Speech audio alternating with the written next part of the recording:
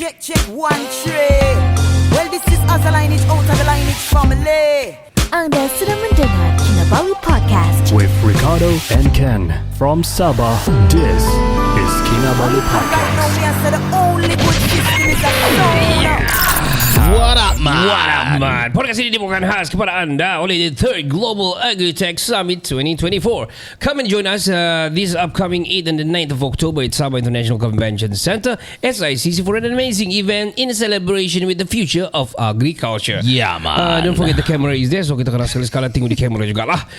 Di sini di Global Agritech 2024 ini akan memberikan anda all scope of angles to upskills opportunities in the future of making agriculture more profitable, more productive, more sustainable to the era of modernization sesuai mengikut cabang bidang perladangan anda. Jaman. Kira mau cakap Jamaican lah. Janganlah. Oh ya, by the way, si Faizal tiada. Si Faizal dia. Yeah, man. Okay. Jadi saya wakil lah. Bukan itu sahaja. Di sepanjang 2 hari ini, man, kita akan dihujani dengan conference, Q&A sessions, bual bicara daripada panel-panel terkemuka negara khas buat hadirin dan hadirat yang hadir. Jangan lupa juga kita ada booth-booth yang padat dengan pameran, dan saya dengar ada 80 booth, serta knowledge yang tersedia oleh para peserta pameran di Gates 2024. Jangan lupa juga kita ada showcase, demonstrasi dan peluang meluaskan networking kita antara satu pengusaha ke pengusaha yang lain. Jangan lepaskan peluang ini dengan mendaftar penyertaan anda sekarang. Now. Untuk mengetahui lebih lanjut lagi, terus saja melayari www.globalagritechsummit.com atau email mereka di info@globalagritechsummit.com, dan anda juga boleh direct WhatsApp mereka di 012 335 5067. Punkis. Hoi. Dress. See the way I sing it back at home and we're swinging. Sipping moonshine, sunlight as a top light. You say it sounds sexy and you love it, but I'm talking in my tropical. Muli ka na pagtarang kang raso, sumarat wala ito. Biro pa kita na halipanan, may kita mamintang rawayan. Yo, what up people? Assalamualaikum, saya Ricardo. Selamat malam, saya Kenny. Kami dari Kinabalu Podcast, the number 1 podcast in Sabah. Sangat legit. Dan bertemu kita sekali lagi di season 15, episode yang ke-12. Ya, final episode for the season, guys. Oh yeah, man. Yeah. Aku hampir terlupa lah. Apa yang klise itu, klip mata habis sudah. Itu ke tu. Kira klise lah. Tidak kelakar lah. Ketawa sekarang. Anyway, before kami start anything, we would like to promote this event. Yes, sir. Which is Gates 2024 ni. Of course, we know kita punya niche to our listeners out there. Kita bukan specifically, agriculture or football. Yeah, so in the line of that, of course, we for sure need to do our content juga. Yeah, man. So that we can be more engaging. And in the meanwhile, kamu pun dapat juga support the event. Kalau tidak pun follow dalam social media Gates Agritech Summit, if I'm mistaken. Yeah, man. On social media, diorang di Instagram dan juga di TikTok.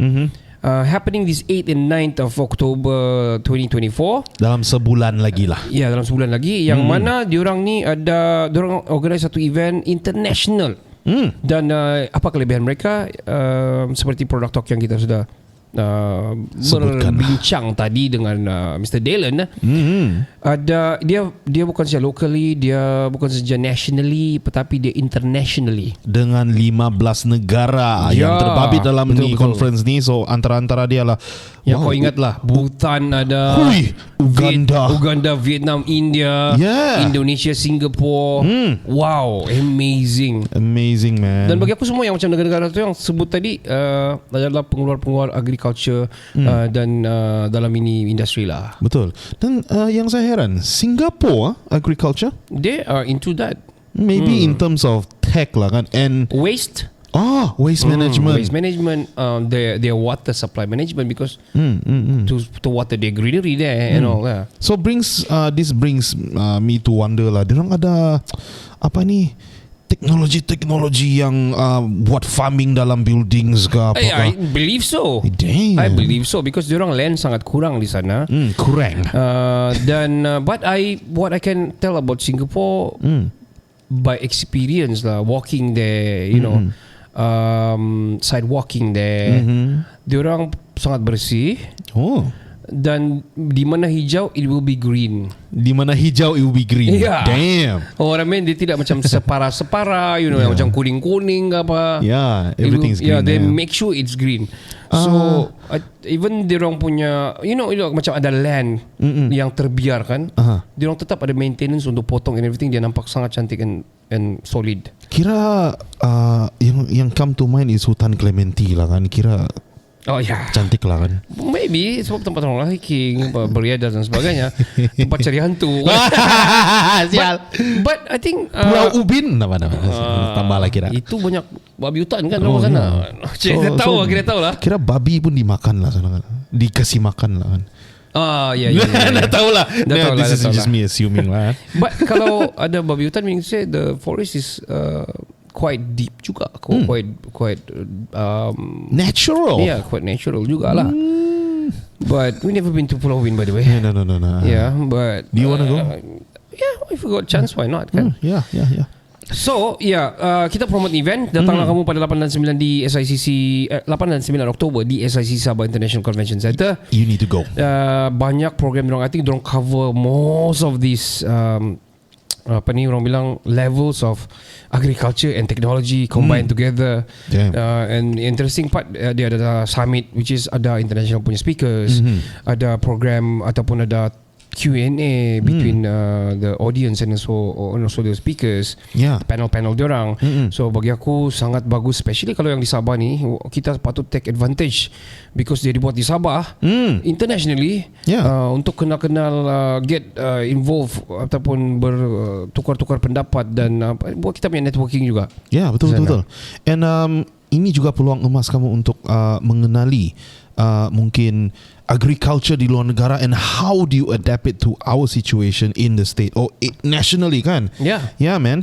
Dan I think it'll be, it'll help us in terms of food security as well. It's stuck in my head lah, food security ni. Me too. And then at the same time kan, kenapa berlakunya food security ni kan? I was thinking, the first time I heard about the Ukraine and Russian punya war, wheat production, gandum, was affected. Wheat bukan weed. Wheat. No, wheat. Okay. So it the war in Ukraine actually affected food security outside of the country. Come again. The wheat production in Ukraine was affected by the war. Okay. And then food security outside of Ukraine that accepts exports and imports of wheat From Ukraine, they are severely affected. So meaning, so they produce and supply a lot lah. yes, they supply a lot actually. Okay. So a lot of the wheat actually come from wheat. From Ukraine actually. So this brings That's to not a big country by the way, but it's not they a big produce, country. yeah. It produces a lot. So that brings to question kan. We do a lot of import and export. Correct. More like we import kan masuk kan. Yes. We import a lot of food from outside. And it brings to question whether our country, our state especially, are we importing food di luar kita tidak self-sustainable? Malaysia, of course we do. Yeah, we do kan? Gula kita kena kontrol because supply tidak cukup, right? Yeah, We can produce gula kalau kita betul, right? betul. Minyak makan, tapi kita produce a lot of minyak. Yeah, we produce a sawit, lot. we have sawit like the biggest in Malaysia. I think the sawit punya ladang pun lagi banyak daripada hutan simpan. Damn. Wow. Damn. That is very controversial, right? But sure. aku percaya yang kita kurang. That is why this is what they call food security lah. Meaning to say the supply are not enough. Kita berjaga-jaga dengan kita memberi security kepada kita punya supplies. Kita bagi kontrol. Macam di sini beli gula 2 paket saya beli, nak beli lebih. Tapi anak beranak dorang bagi duit bapa dia begitu. Okay, Okay, kau beli ini, kau beli ini, minyak kau beli setorang dua gitu ya.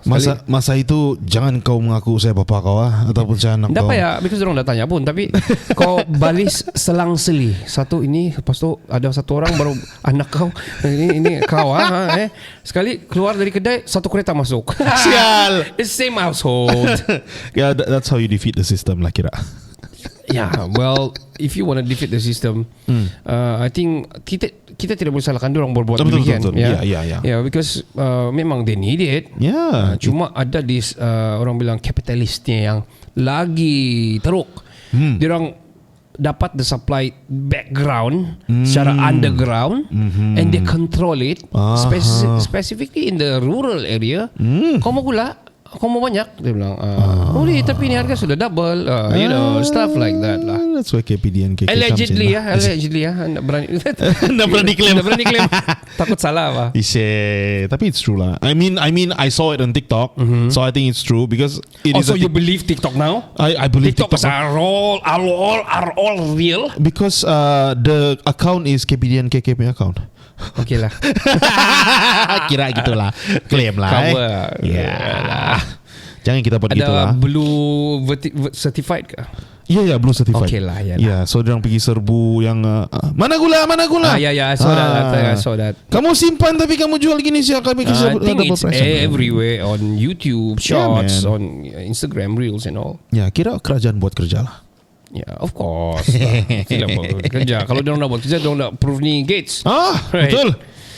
I think beneficial for Sabahan specifically lah. Sebab Sabah ni besar land dia. Kenapa lah besar begini, takkan kita tidak dapat jadikan Sabah ni the core ataupun benchmark to, you know, to show the national yang kita ni boleh produce a lot of foods, supplies and everything lah. Ya, kita boleh jadi hub even. Correct. Betul. With a lot of land mass here in Sabah. I think I remember. I'm not talking about politics here, but I do remember the time of I don't know what I mention who's lah. Tapi diorang kasih macam okay, Beaufort Rumbia, Kota Marudu jagung, Kudat kelapa, Ya. Ranau kubis, Paling and banyak sapi. tu. Saya nama kasih Ranau bot. And Susu. a few places lah. So macam diorang kasih industri, okay. So make sure macam begini. Tapi I kind of like disagree. Kota Marudu bukan banyak produce jagung pun. Macam kelapa banyak. Kudat banyak kelapa lah. Itu boleh diterima. MCD macam jagung pulut shortage lah. Jagung manis pun shortage. Macam saya pun terkejut why. Mungkin sebab banyak orang berjual di Mangaris on the way there. Maybe because of that. Barangkali Tapi lah. okay, if you wanna state Kota Marudu ni, Kota Marudu ni bagi apa sebenarnya? Kalau industri apalah industri dia? Nah, sini kah? Nah, kau pun dah tahu kan? Ya. Saya kalau bilang jagung, it doesn't really show lah. Yeah, no. Ya. Apa lagi yang show ni? Dulu padi we can actually tapi sekarang padi pun tidak sudah. Makin banyak kurang kan? Bukan lagi makin. You know, along the way yang di Tagaro tu kan semua. Macam saya rasa it's tebiar. ya. Ya, So, jadi lalang-lalang. Jadi lalang. Ada yang sudah buat rumah, buat hardware, apa semua. Ya. Kan kalau macam dulu it's like the most beautiful. Kalau kau jalan BKK kan kau nampak this is, masa kau balik pun kalau masa petang it was like I'm home, you know? Because you know the sawah is very Correct. yellow, golden in color. Yeah. Dan the background untuk Kamatan punya celebration macam ambil dari sana kan. Kalau bukan KB lah, it's there. Ya. Di sana Kokobuan apa tu Bunsadan pun if you guys know, itu pun cantik man. Ya, tapi sekarang nice, macam tidak sudah. Kalau talking about getah pun I don't think so. Koko I don't know, man. Koko ada meh sini. Dulu ada. I remember my uncle dia buat koko, lepas tu ambil kasih jemur, lepas tu ada demand dia lah. Tapi now macam tiada sudah. Macam getah mungkin banyak sih. I don't know, man. Makin banyak lah getah. Susah nak cakap. That is why hari tu kita ada cakap sama Datuk Wetrom. Kota Marudu ni one of the poorest lah konon-kononnya, allegedly. Miskin. Tegar. Ya. So balik kepada banyak kita cerita pasal Kota Marudu ni last time. Bila orang daripada jauh datang ataupun kawan-kawan yang first time datang Kota Marudu, yo bro, Kami mau pergi Kota Marudu ni sebab kami sudah semua pergi bandar-bandar di daerah-daerah di Sabah ni, tapi Kota Marudu kami belum pergi. Dia bilang, Apa yang ada di sini ni? alang-alang kami pergi Kudat, Pitas ni kami mau singgah di KM lah. Apa ada di KM, dia bilang. Tugu Jagung.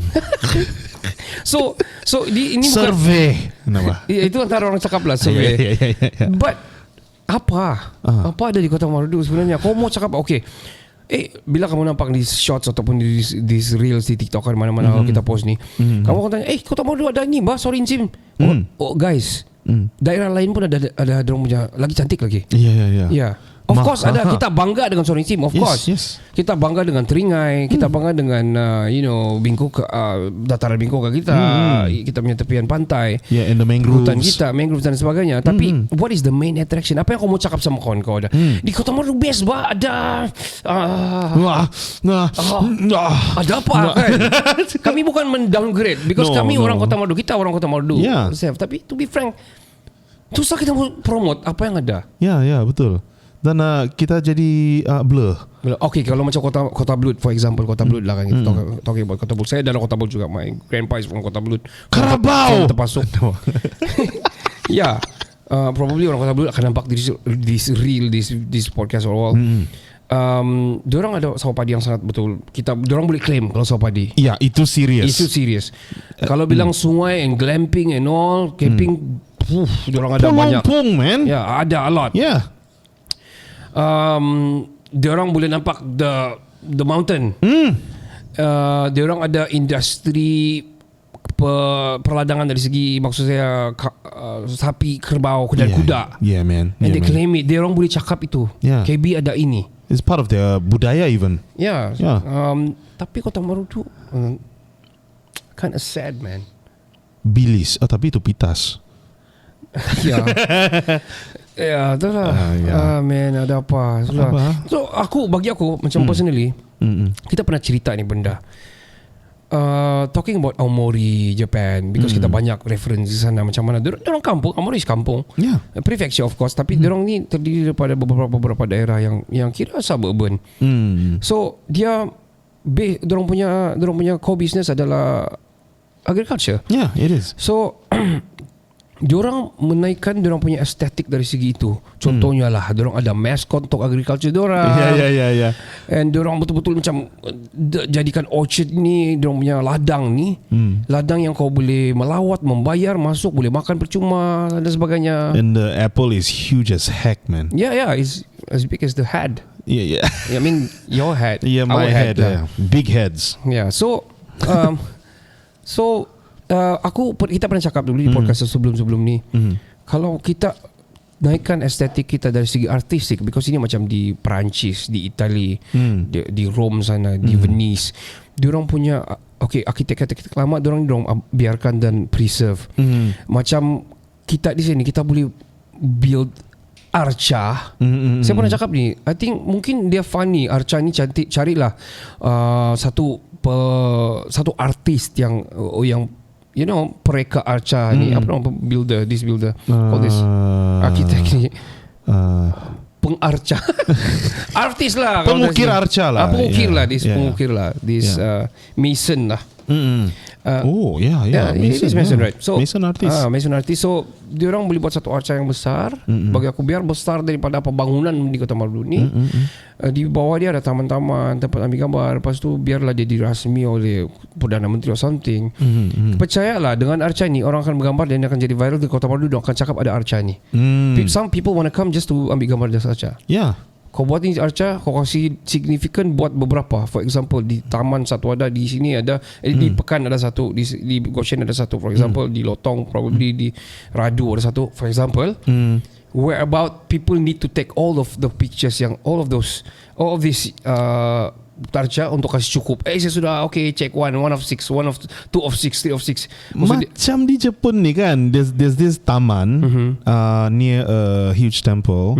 So what you do is you have a postcard dan ada tempat pertama untuk kau buat stamping, and then to complete the postcard you need to go to all the places. It is in Japan. Yes, it is in Japan. Even in Fuji also, if you climb, dia orang chop sebelum di checkpoint dia.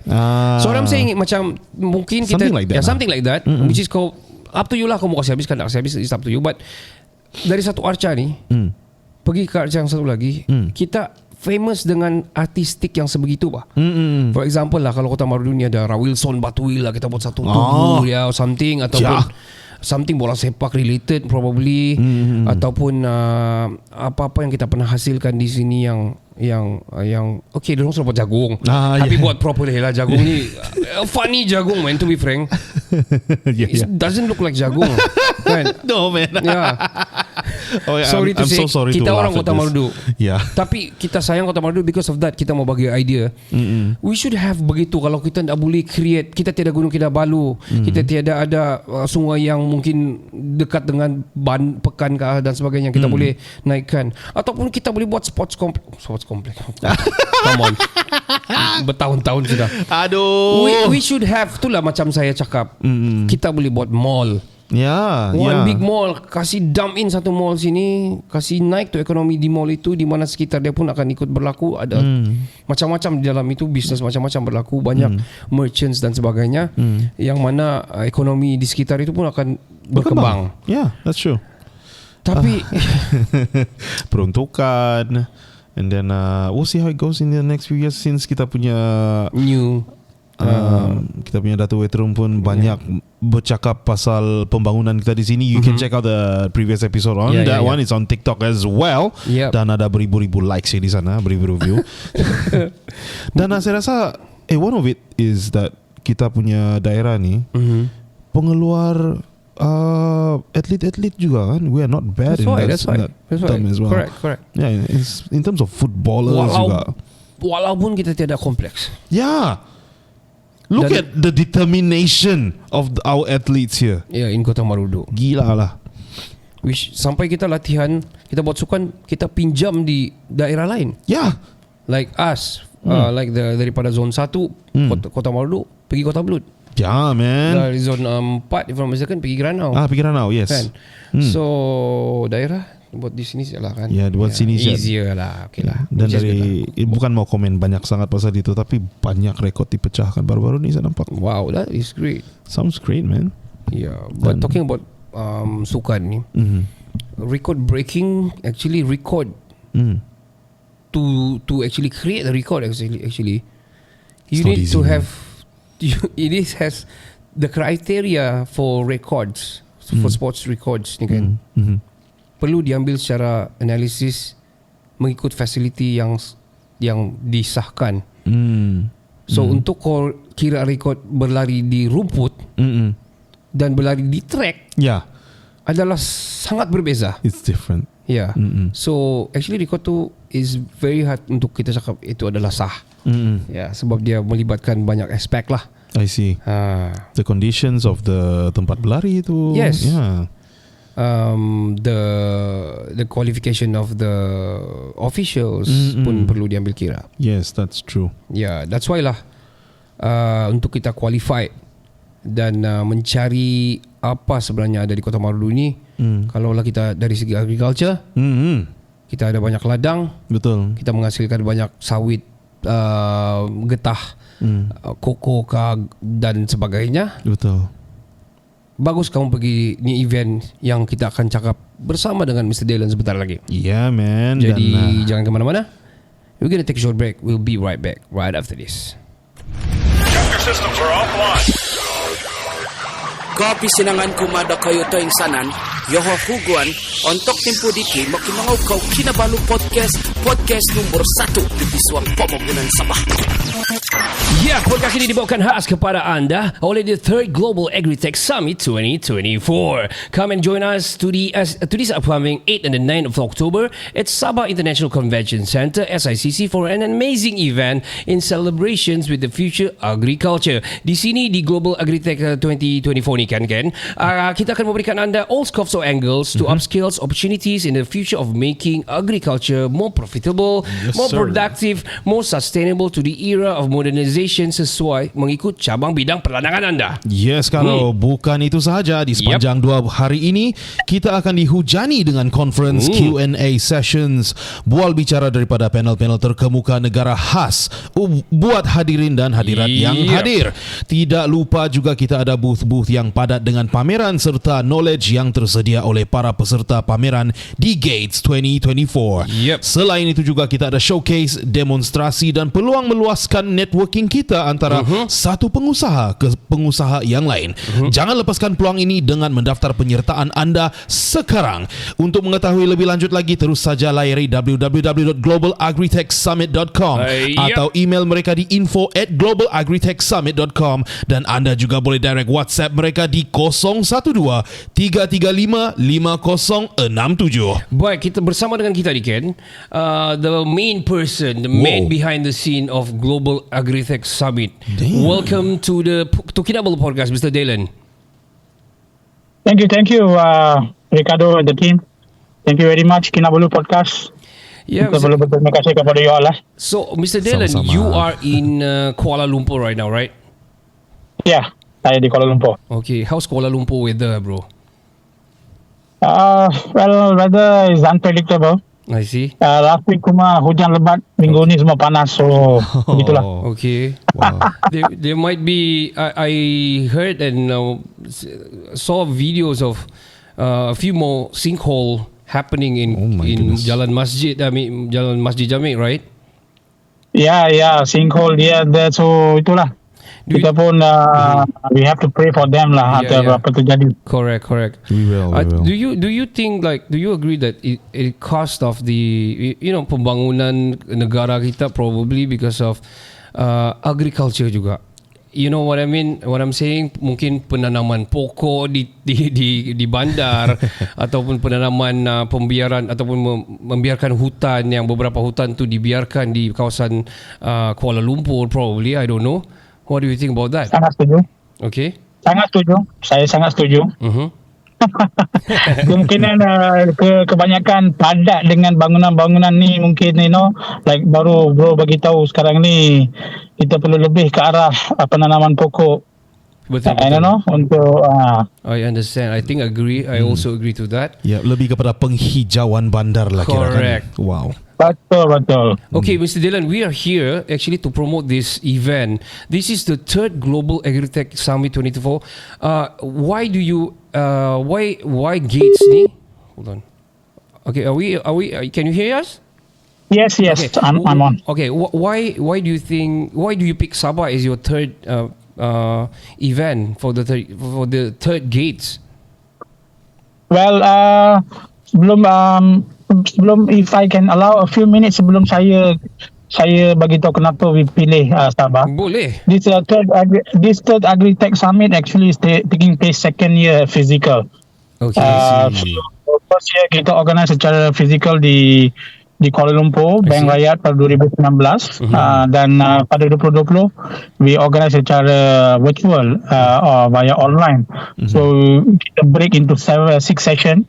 So kita pilih topik dan kita bawa speaker-speaker dari dalam luar negara untuk berbincang pasal the current issue of the agriculture and everything. I see. So the third year we took about 3 years gap sebelum kita organize the third year because we were in a transition period lepas COVID. You see, post-COVID. Okay. Correct. We were trying to understand and identify current, topics which can relate to current economic situations.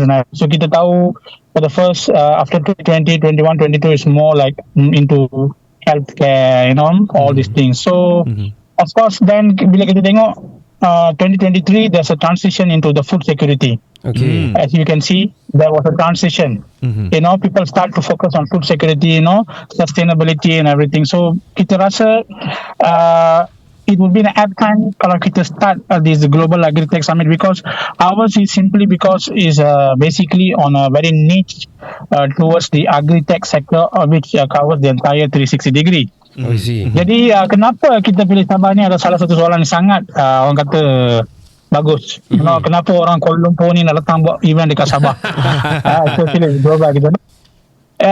This kita nak berterima kasih kepada salah seorang individu, Datuk Rosmawati daripada Sabah International Convention Centre. Okay. Sebab apa? Sebab Datuk Rosmawati ada berjumpa dengan my pengarah urusan saya, Datin Wira Sabrina, dan mereka berbincang mengenai beberapa event, dan salah satu idea ataupun cadangan yang Datuk Rosmawati bagi minta daripada kita ialah boleh tak organize some international event di Sabah, sebab dia was on the go untuk promote sebagai destinasi antarabangsa untuk MICE, I see. meetings, incentive, convention and exhibition. Wow. So dia kata he want to put Sabah in the global market as a international destination. I see. So kita ada bagi dia beberapa cadangan, dan salah satu cadangan Global Agritech Summit, dia sangat dia kata it's an app, and dia kata kita perlu study a bit about Sabah. Sebab agritech ni something is very big in Sabah. Okay, So betul. bila kita buat beberapa some research with our Survey. team, survey and everything, kita dapat tahu bahawa Sabah, of course Sabah one of the income, tourism dan juga agriculture. Correct. That's Dan right. kita dapat tahu Sabah secara keseluruhan, Sabah dah memang ada satu blueprint yang sangat kuat untuk agriculture sector saja. Oh, okay. So Wow. basically the second another thing yang sangat strong indication kenapa kita nak pilih, third indication, satu Datuk Rosmawati, kedua the blueprint yang Sabah State has, ketiga kita semua maklum bahawa Jakarta sudah pun pindah ke Kalimantan dan Nusantara. Nusantara sudah pun menjadi ibu negara Indonesia. Ya, Kalimantan. Jadi kita tahu kita tahu akan ada banyak pergerakan in term of trade, business di East Malaysia. Yes, Borneo. Saya kata, Borneo. Ya. Jadi saya rasa ini adalah satu peluang ataupun satu area yang kita rasa kita boleh sentuh dan bawa Global Agritech Summit ini untuk dianjurkan di Sabah, so that delegasi-delegasi antarabangsa dapat mengenali Malaysia lebih lagi daripada mereka selalu orang kata event saja, people realize Klang Valley. Correct. Kuala Lumpur, Selangor. Jadi ini mungkin satu pembukaan or maybe an opening for international market untuk lebih mengenali Borneo. Sebab kita menjemput lebih kurang pada sebab ini tahun pertama kita organize di Sabah. I see. So we are looking at least minimum 15 buah negara untuk menyertai dalam acara ini. Wow. Oh, I that's think a lot. I totally agree, especially Sabah is not connected to the mainland, I may say. Yeah. So banyak actually, bukan kita cakap kita lambat dari segi pembangunan, but I think kita perlu this type of event, especially this kind of line of agriculture, agritech ni, sebab kita ada land yang sangat besar di Sabah ni. Yeah, man. And kita punya agriculture pun actually not bad. Yeah. Yeah. And it will bring the limelight to our state as to, things like food security. Yes. Macam mana kita manage kita punya agriculture sampai dia reach to certain heights. Yep. And it's an eye opener for the world juga lah. Enhancing the economy of Sabah lah. Yeah, that's true, man. Sir, may I ask, what are the 15 countries yang Sir mentioned tadi ya? Okay, 15 countries yang so far yang dah register dengan kami sekarang ni adalah negara Angola, Oh, see? Malawi, Okay. Uganda, Oh, Zambia, wow. Bhutan, Wow. Indonesia, Thailand, Oh, Myanmar, okay. Myanmar, Vietnam, Nigeria, Wow. This is actually basically Singapore. Wow. Yeah. Yeah. I think basically this all. Most of the Southeast Asia. India, kita ada Sri Lanka, Wow. kita ada Bangladesh. Yeah. Wow. Amazing. Wow. Amazing. Bringing them here in Agritech Summit, right, Gan? Wow. Ya, Amazing. sebab kita by mereka datang ke event ni bukan saja akan buka peluang kepada produk-produk di Sabah, ataupun untuk mereka lihat lebih mendekati what is Sabah's agriculture blueprint. Mungkin mereka rasa mereka boleh invest di Sabah, because orang yang kita panggil ni bukannya student ke atau just public, basic public. Mereka ni adalah daripada agensi, daripada kerajaan, kementerian, daripada private sector yang memang on the lookout untuk opportunity seperti ini. Wow, amazing. Selain daripada itu, some of these negara-negara yang datang ni, mereka akan bawa produk mereka juga. So kemungkinan maybe if Sabah punya farmers ada peluang untuk berinteraksi dengan mereka on a B2B session. Yes. Wow. So these are some of the ideas yang kita cuba bawa. Okay, Mr. Dylan, before we go to what exactly Gates is, what are the main attractions or inputs, we're going to take a short break and we will be right back right after this. Of course, podcast ini dibawakan khas kepada anda oleh the 3rd Global Agritech Summit 2024. Come and join us this upcoming 8th and the 9th of October at Sabah International Convention Centre, SICC, for an amazing event in celebrations with the future of agriculture here in Sabah. Di sini Global Agritech 2024 akan memberikan anda all scopes of angle to upscale opportunities in the future of making agriculture more profitable, more productive, more sustainable to the era of modernization sesuai mengikut cabang bidang peladangan anda. Ya, betul. Tapi bukan itu saja. Di sepanjang 2 hari ini kita akan dihujani dengan conference Q&A sessions, bual bicara daripada panel-panel terkemuka negara khas buat hadirin dan hadirat yang hadir. Tidak lupa juga kita ada booth-booth yang padat dengan pameran serta knowledge yang tersedia oleh para peserta pameran di Gates 2024. Selain itu juga kita ada showcase, demonstrasi dan peluang meluaskan networking kita antara satu pengusaha ke pengusaha yang lain. Jangan lepaskan peluang ini dengan mendaftar penyertaan anda sekarang. Untuk mengetahui lebih lanjut lagi, terus saja layari www.globalagritechsummit.com atau email mereka di info@globalagritechsummit.com dan anda juga boleh direct WhatsApp mereka di 012-335-5067. Jangan ke mana-mana, kita akan kembali selepas ini. Hi everybody, my name is Adam Shamil. You're listening to Kinabalu Podcast, the number 1 podcast in Sabah.